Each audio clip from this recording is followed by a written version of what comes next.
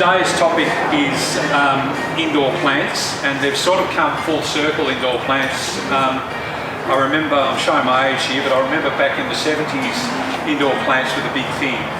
And most houses you went into had some form of indoor plant. And then they all went out of favour, everybody gave up on indoor plants, stopped growing them. And recently they've all come back again, probably within the last, say, 18 months to 2 years.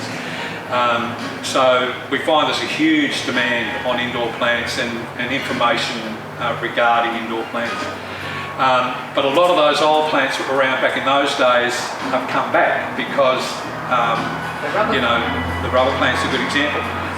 Because they're tough. The devil's ivy is another one, and the Monstera. You know, they're all plants that are in favour in the 70s.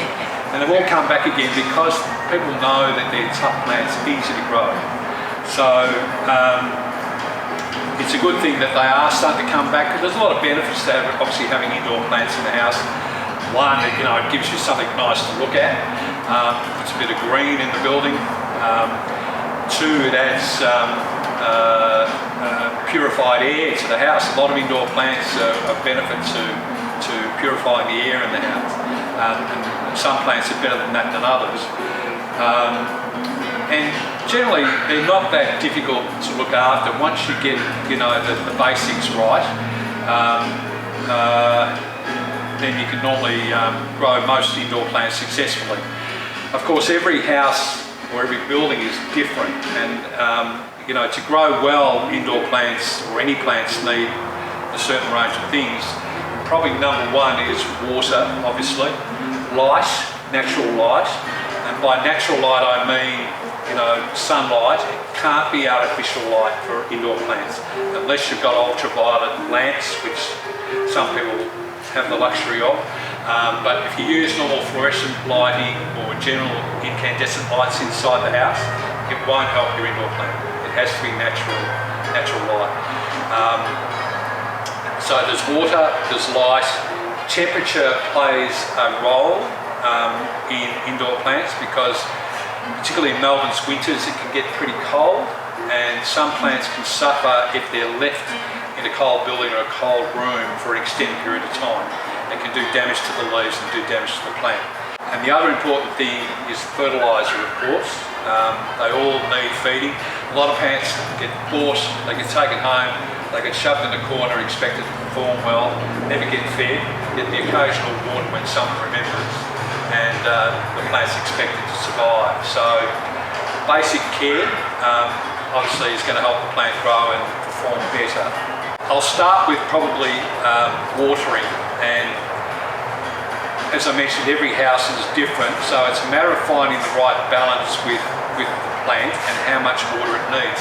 Some plants are more drought tolerant, some plants need more regular watering. An example of a drought hardy indoor plant, you may know this one. This is a reasonably new plant. It wasn't around back in the 70s. This is called Zanzibar Gem. Now, it's used extensively in office environments, mass planted in offices, and one of the main reasons they use it, well, two reasons: it tolerates low light, which a lot of indoor plants don't, no natural light. Obviously in an office there's very little natural light, and the plants can line corridors, etc., or partitions where they don't get any sun. And it also tolerates very dry conditions. How often do you think we water these here? Once a week. Once every 6 weeks. They love being dry. They love it dry. Now, a lot of people overwater these, and because they're not used to it, the roots rot off and the plant sort of wilts. It almost looks like it needs more water, but in fact it tolerates really, really dry conditions. And that's why it's good for those sort of environments where, office environments where it's likely to get neglected, and it's one of those set and forget plants, really. You can see how good it looks. It's a very modern type look. Some people don't like the look of that foliage, but it's a very structural sort of plant, very leathery sort of leaf, which probably is a bit more like a succulent, I guess, and that's why it doesn't need as much water. And they don't grow very big, it grows as a clump. It tends to get new growth from below the soil, and slow growing, but very, very hardy, very easy to grow indoor plant. So if you haven't got a green thumb and you want to grow an indoor plant, this is probably one of the first ones to start with, because it'll take all those sort of hostile conditions. It's got a nice shiny sort of leaf as well. So that's called Zanzibar Gem. I think it originates from Madagascar. A lot of unusual things do. Another one you probably recognise, which is a tough indoor plant, is that one there, and it's been popular for years and years and years. This is sometimes called Madonna lily. Spathiphyllum is its proper name. Sometimes called peace lily. There's various types of it. Some of them have larger leaves, some of them have smaller leaves. All the leaves tend to have that sort of spath type shape, that's how it gets its name. These in a natural setting in a rainforest are an understory plant. They live on the ground. So you'll find a lot of indoor plants that have bigger leaves, generally are understory plants or ground spreading type plants. And the reason the leaves are bigger is so that they can photosynthesize more with the limited amount of sun that's coming to the tree. All right. So as a general rule, not always the case, but as a general rule, plants with larger leaves are going to tolerate lower light indoors. And this is why these are so easy to grow. It's one of the best plants if you do forget to water. You tell you it needs watering because it wilts. And they wilt quite quickly. I mean, you shouldn't let them get to the stage where they're wilting because it puts a bit of stress on the plant. But if you forget to water, it'll tell you that, and then water it and it'll bounce back. All right. So these are a good plant for low light areas.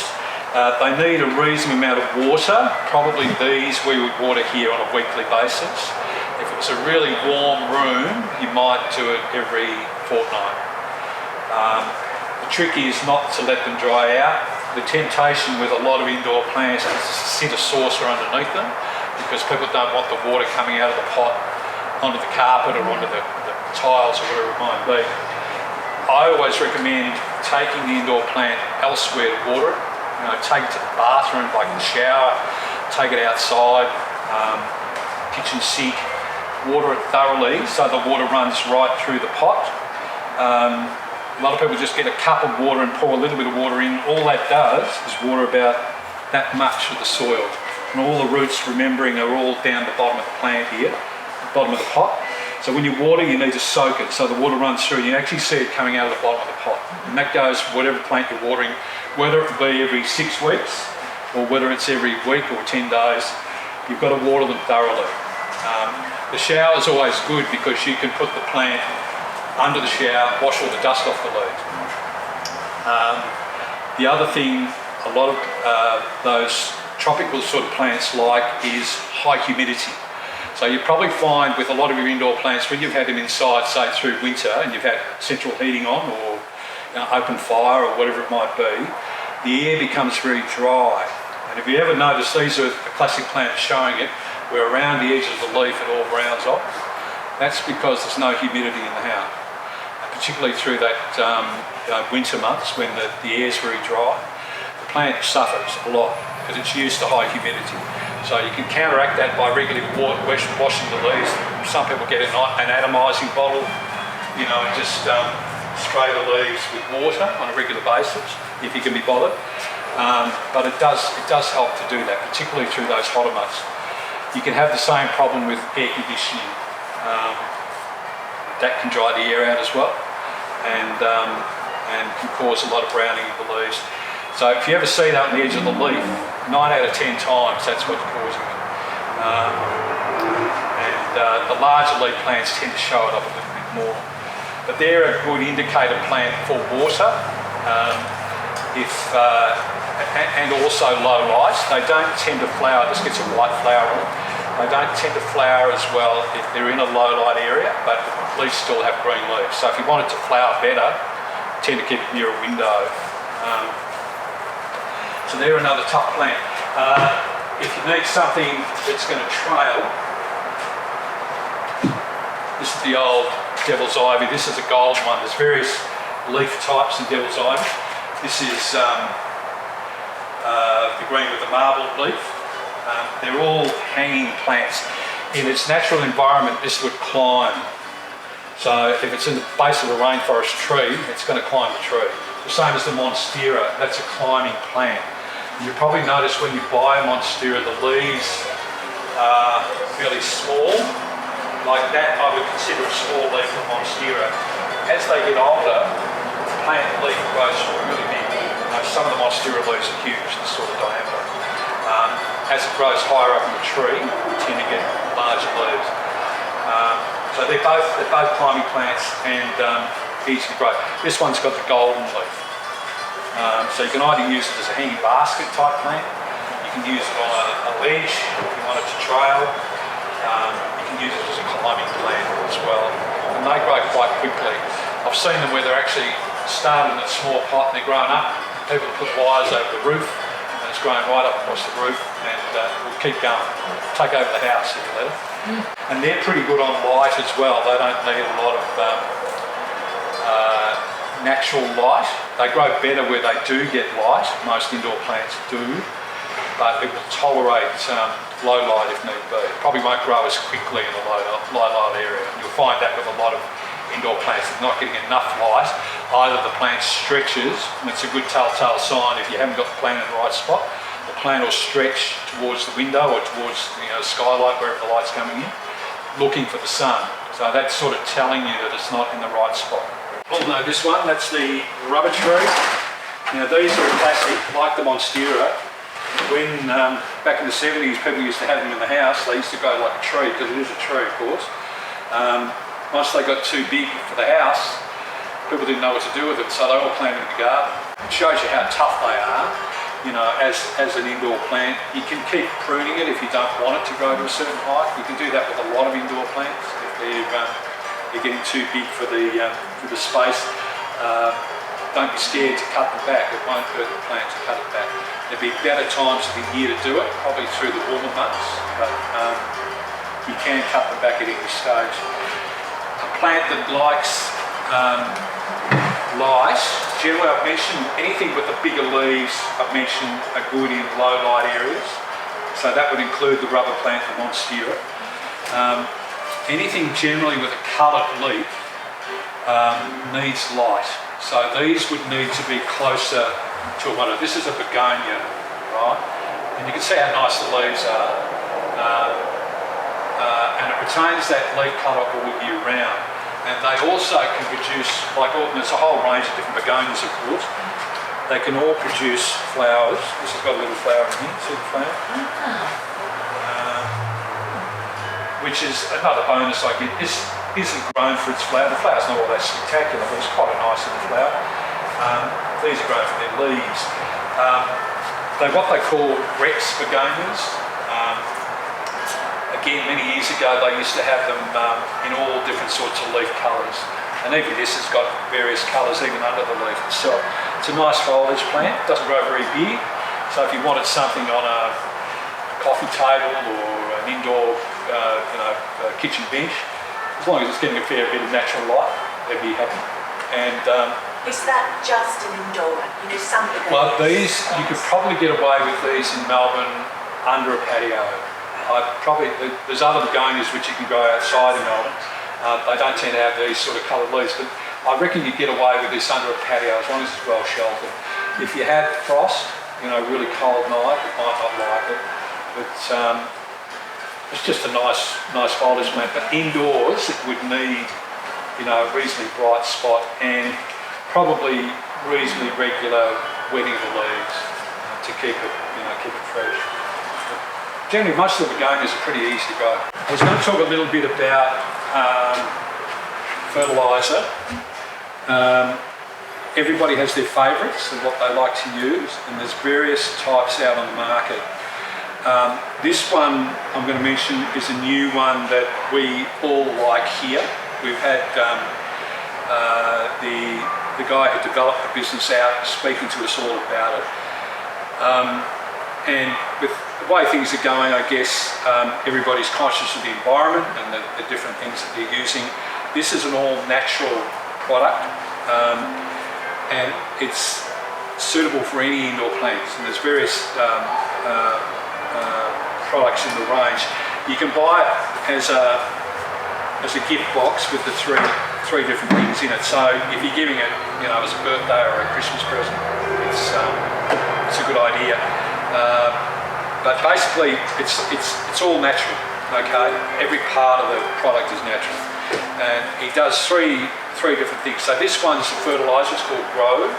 So you dilute a few drops of that in water as you would with other liquid fertilisers, say every week or every couple of weeks or so, and just water around the roots of the plant. And that helps to stimulate growth. One thing you'll find, if the plants are stressed because they're not getting enough food or the watering's not right, then you start to have other issues with the plant. So you might have a range of insects that come into the house and start feeding on your plants. Have you ever seen those little white mealybugs, which is like white cotton, on the foliage plants? You tend to get them on the stems of the plant or under the leaves. They're like a white cotton ball that feeds on the sap of the plant. And often you get those because the plants are stressed. And if you're feeding and watering correctly and feeding regularly, then you don't tend to have as many issues with that sort of thing. So that's a fertiliser which you would use, and you only need, I think it's 1 or 2 drops in a litre of water. So it's very economical, it goes a long way. There's also a pelletised organic fertiliser, which you might use, say, every couple of months. And again, you only need a small amount. I think it's less than a tablespoon for a small plant. Doesn't have an odour. Looks a bit like, if you know dynamic lifter, it looks a bit like dynamic lifter. Doesn't have an odour, and can be used on any plants for feeding and on a regular basis. And so they're easy to use. Just sprinkle it on and forget about it. The other thing they often recommend with that, when you're doing it, every now and then, if you mix it with a bit of sugar, just put a little bit of sugar in the water when you mix that up. That also helps the plant. You can notice the results with the sugar as well. This is a pest spray, which again is a natural product. A lot of those pest sprays that you bought previously are general insecticides, they're chemical insecticides. And a lot of people don't like using those sort of things these days for obvious reasons. So he's developed this. This has got neem oil in it. If you've heard of neem oil, neem oil is it's like a botanical type oil which is suitable for killing bugs, and it works very well. If you've ever noticed in your potting mixes, if they get too wet, you get those little flying insects which can be really annoying. They sort of get clouds of them around the plant, landing on whatever might be around the plant. It's often water related if the plant's being overwatered, or if it's in a really warm environment all the time, the insect breeds in the potting mix around the root systems of the plant. So it lays eggs in the potting mix, and the little flies hatch from the eggs. They don't do a lot of damage to the plant. They're more of a nuisance than anything. But you can get clouds of these little flies, what they call fungus gnats, and they can be more annoying than anything. But that's often related to the conditions they're growing in. And neem oil is what they use to control the insect on the plant and even in the soil. Sometimes in extreme cases you have to repot the plant to get it out of the wet soil or avoid overwatering the plant. But neem oil is a safe spray to use on any plants for a range of different bugs, and it's very effective. So that's, and I mean, you may have your own favourite products that you like to use as far as fertiliser goes, and sprays go for indoors. One of the ones that's been a long time favourite, which everybody probably knows, is osmocote. That's a chemical fertiliser. It's a slow release fertiliser, or what they call a controlled release fertiliser. It feeds over, say, a 3 or 4 month period. But it's convenient in the sense that we don't have to be putting it on every day or every week or whatever. You can throw it on and forget about it. and that's similar to what that is. That's a very, that's probably the natural alternative to this one. They're both effective. That's a chemical. This one's a natural product. We all like more natural products these days, I guess. As a result of the fungus gnats that I've mentioned, Devco, who are probably the main suppliers of potting mixes, they've brought out this one now, which is much lighter weight, as opposed to the general potting mixes are a little bit heavier. The materials they use in this are less likely to encourage the fungus gnat problem. And you can use that for any indoor plant for potting. When should you repot? Is there a kind of rule? The best time to repot is really spring through summer, probably mid maybe to late summer. I wouldn't repot say in winter.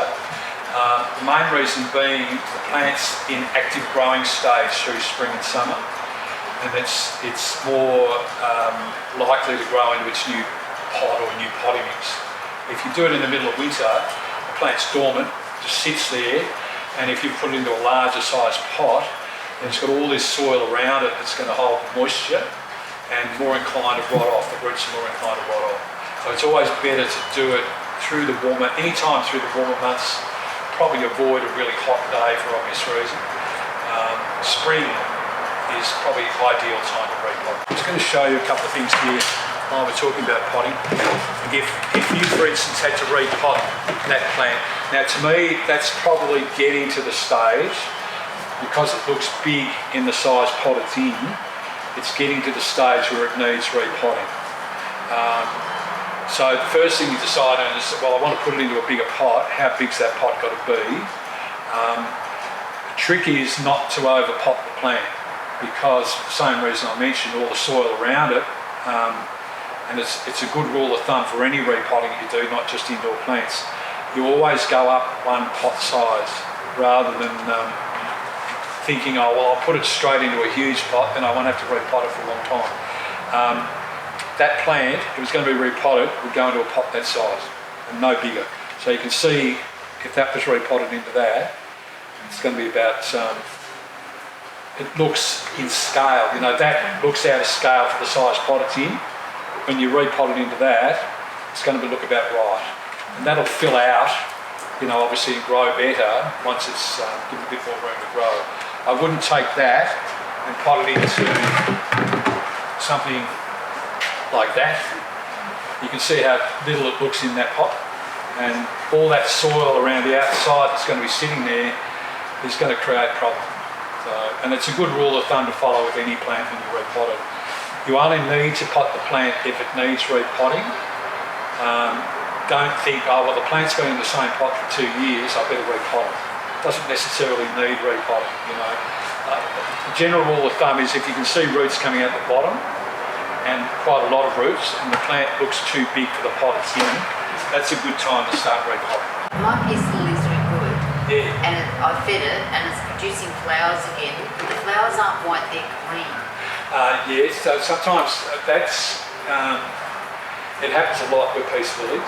First, it wasn't producing any flowers. After the person gave me as a gift, the flowers died. Then no flowers for a year. Then I fed it, started producing You've got the flowers. flowers on it. Is it near a window?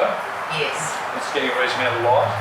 Maybe not. It's a bit Because dark. that helps. If it's not enough light, Okay. you'll find that maybe not the flowers that are green, but any other flowers that you get will be white. Okay. It's often just related to where it is now. All right. Good. Yeah. What about the self-watering pots that we do? We don't like self-watering. No, I didn't think so. Same reason as the saucer. Yeah. I mean, they're probably good if you go on holidays. I mean, the old days, I remember my mother used to shovel the plants in the bath if we went on holidays and fill it up with water, so the plants to survive. And that's probably all right for maybe a couple of weeks. But if they're growing in it indefinitely, it's the same reason as standing with a source of water, they just get too wet. Just sitting in water all the time. Even though the water can run through and out, it's got like a wicking action, and they don't like it, they just get too wet. So we don't think they're a good idea. Yeah, because I've been looking at looking beds as well for vegetable things. Yes, yeah, And- yeah. and- Well, veggies is probably a bit different for It's vegetables. different, yeah. Indoor plants, you know, it's a controlled environment inside the house. And, you know, the watering, you've got to get it right. If you don't get it right, then they're too wet. It just becomes too hard. All good? Thank All right. you. You're welcome. No worries at all. Thank you. Thanks for you. coming. Thank And you. if you've got any other queries, just yell out. Happy to help.